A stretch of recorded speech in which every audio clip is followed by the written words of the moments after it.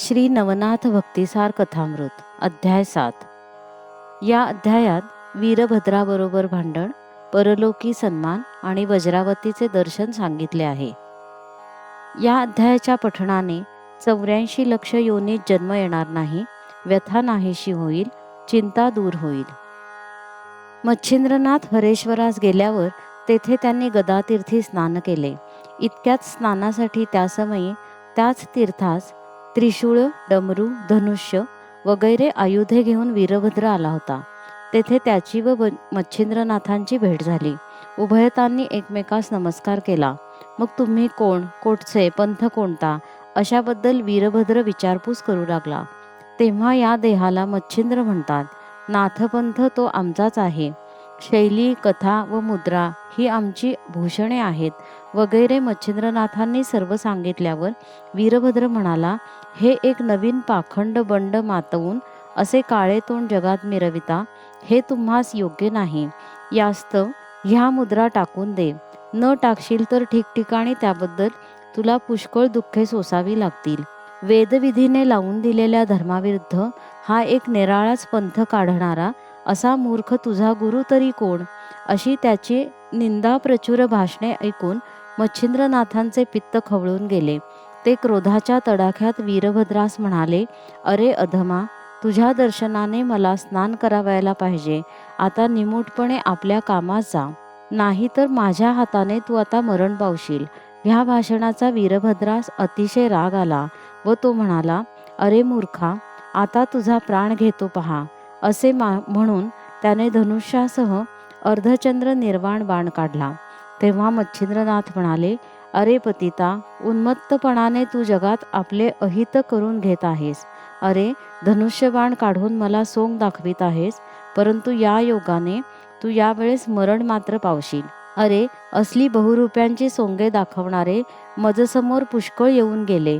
तुझे हे हावभाव मजसमोर क्षणभर सुद्धा टिकाव धरणार नाहीत.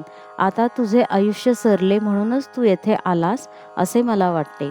अशी त्या समयी उभयतांची आवेशाची पुष्कळ भाषणे झाली.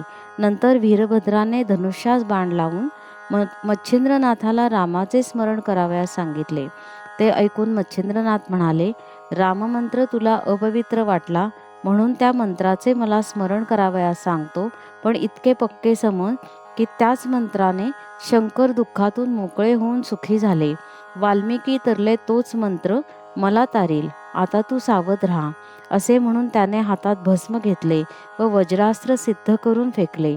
ते दाही दिशा फिरू लागले. त्यावेळी वीरभद्राने सोडलेला बाण मच्छिंद्रनाथास तृणासमान भासला. तो बाण मच्छिंद्रनाथांचा प्राण घ्यावयास येत होता, पण भस्माच्या जोराने तो आकाशात भ्रमण करू लागला. इतक्यात मच्छिंद्रनाथांच्या वज्रशक्तीने त्या बाणाचा चूर होऊन गेला. नंतर वीरभद्राने दुसरा बाण काढून नागास्त्राची योजना करून तोही पाठोपाठ सोडला. ते पाहून मच्छिंद्रनाथांनीही आपल्या संरक्षणाकरता रुद्रास्त्र व खंगेद्रास्त्र प्रेरले. त्यांनी वीरभद्राची शक्ती क्षीण करून टाकली.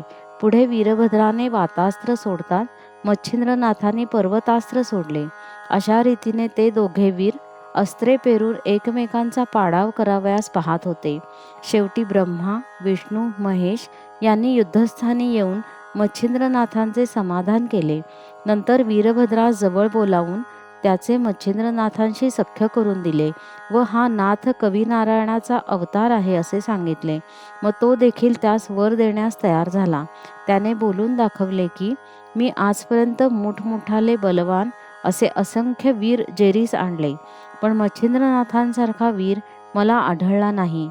असे बोलून त्याने प्रेमाने त्यास आलिंगन दिले व कोणती मनोकामना आहे म्हणून विचारले. तेव्हा मच्छिंद्रनाथांनी सांगितले की शाबरी विद्येची साध्य केली आहे तर तीच तुझे सहाय्य असावे. मग सर्व कामे करण्याचे वीरभद्राने मच्छिंद्रनाथास वचन दिले व आम्हीही सहाय्य आहो असे संपूर्ण देवांनी आश्वासन दिले. तेव्हा मच्छिंद्रनाथांनी सर्व देवांना नमस्कार केला. नंतर विष्णूंनी मच्छिंद्रनाथास पोटाशी धरले आणि सांगितले की तुझ्या विद्येस माझे पूर्ण सहाय्य आहे. माझे स्मरण करतात मी त्या ठिकाणी दृश्य होऊन तुझ्या संकटाचे निवारण करीन. असे बोलून त्यांनी त्यास चक्रास्त्र दिले. नंतर शंकरांनी प्रसन्न होऊन त्रिशूलास्त्र, ब्रह्मदेवानी शापादप्यास्त्र, तसेच इंद्राने वज्रास्त्र दिले. त्याचप्रमाणे देवांनी प्रसन्न होऊन एक एक वर दिला.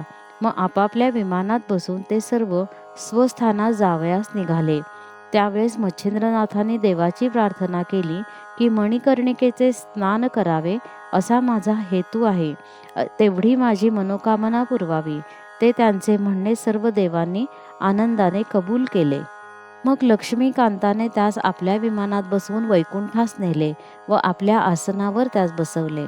त्याचे भोजन, निजणे, बसणे, उठणे सर्व विष्णूंबरोबर वैकुंठात होत होते. वैकुंठात असता मच्छिंद्रनाथ नित्य मणिकर्णिकेचे स्नान करीत असे. एकदा आपण पूर्वजन्मी मेरू पर्वतावर घेतलेली समाधी पाहण्याची इच्छा होऊन त्याने हा आपला हेतू विष्णूंना कळविला. म्हणून विष्णूंनी त्यांना तेथे नेऊन एक वासुदेवाची व दुसरी नवनारायणाची अशा समाधी दाखवल्या. त्या पाहून तो आनंद पावला. मच्छिंद्रनाथ वैकुंठास 1 वर्षभर राहिले. तेथून त्यास शंकर कैलासी घेऊन गेले. तेथेही ते 1 वर्षभर राहिले व मोठ्या सन्मानाने इंद्र त्यास अमरावतीस घेऊन गेला. ते तेथे 3 महिने होते. नंतर ब्रह्मदेवाने सांगितल्यावरून नारद येऊन त्यास सत्यलोकास घेऊन गेले. तेथे ते 6 महिने राहिले. पुढे सर्व देवांनी त्यास आपल्याकडे 1 दिवस आग्रहाने राहून घेतले. ते एकंदर 7 वर्ष स्वर्गात राहून पाहुणचार खात होते. नंतर सर्वांना विचारून ते मृत्युलोकी यावयास निघाले. तेव्हा सर्व देवांनी त्यांना विमानात बसवून अति आदराने मृत्युलोकी आणून पोचवले. नंतर ते स्वर्गास गेले व मच्छिंद्रनाथ तीर्थयात्रेस निघाले. मच्छिंद्रनाथ फिरत फिरत केकडा देशातील वज्रवनात गेले. त्या ठिकाणी वज्र भगवतीचे स्थान आहे. तेथे त्यांनी 360 उष्णोदकाची कुंडे पाहिली. तेव्हा त्यांना परम आश्चर्य वाटले. मग तेथल्या सर्व तीर्थात स्नान करून ते अंबिकेच्या देवालयात गेले व पुजाऱ्यास बोलवून कुंडाबद्दल विचारू लागले.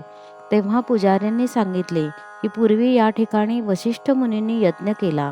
त्या समयी सर्व देव खाली आले होते. त्यांनी स्नानास गेल्यावर ऊन पाण्याची कुंडे निर्माण केली व स्नान करून आपापली नावे कुंडास ठेवली. ते देव 12 वर्ष 12 दिवसपर्यंत येथे राहिले होते. यज्ञ समाप्त झाल्यावर देव परत गेले, पण कुंड अजूनपर्यंत त्याच ठिकाणी आहेत.